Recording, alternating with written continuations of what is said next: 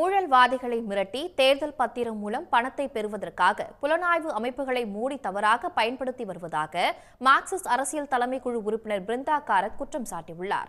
Chennai அரும்பாக்கத்தில் Marxist சார்பில் மாநில உரிமை மற்றும் மகளிர் உரிமை குறித்த பொதுக்கூட்டம் நடைபெற்றது. இதில் பங்கேற்று பேசிய பிருந்தா காரத், தேர்தல் பத்திரங்கள் தொடர்பான உச்சநீதிமன்றத்தின் தீர்ப்பின் மூலம் நாடாளுமன்ற ஜனநாயகம் எந்த அளவுக்கு சீர்குலைந்து உள்ளது என்பது அனைவருக்கும் தெரிய வந்துள்ளதாக கூறினார். கார்ப்பரேட் நிறுவனங்களிடம் இருந்து அதிக நிதியை பாஜக பெற்று இருப்பதாக குற்றம் சாட்டிய அவர், மோடி அரசு மக்களை வஞ்சித்து விட்டதாகவும் சாடினார். ஊழலுக்கு எதிராக போராடுவதாக கூறிக்கொண்டனர்.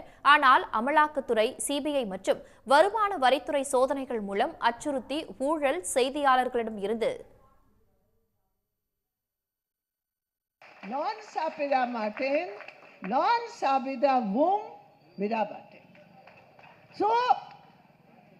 what is the electoral bond showing?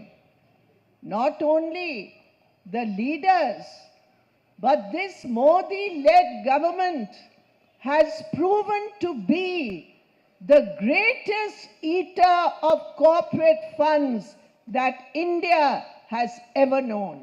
Of over 12,000 crore rupees, almost 50% was taken by the na khaunga na khane wale.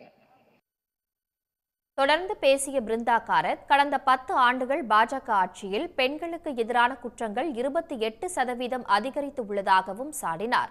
மக்களவை மற்றும் மாநில சட்டசபைகளில் பெண்களுக்கு 1/3 பங்கு இடஒதுக்கீடு அளிக்கும் வகையில் நாடாளுமன்றத்தில் நிறைவேற்றப்பட்ட மகளிர் இடஒதுக்கீடு மசோதாவை அமல்படுத்துவதை ஒத்திவைத்ததன் மூலம் மோடி அரசு பெண்களை வஞ்சித்துவிட்டது என்றும் அவர் குற்றம் சாட்டினார்.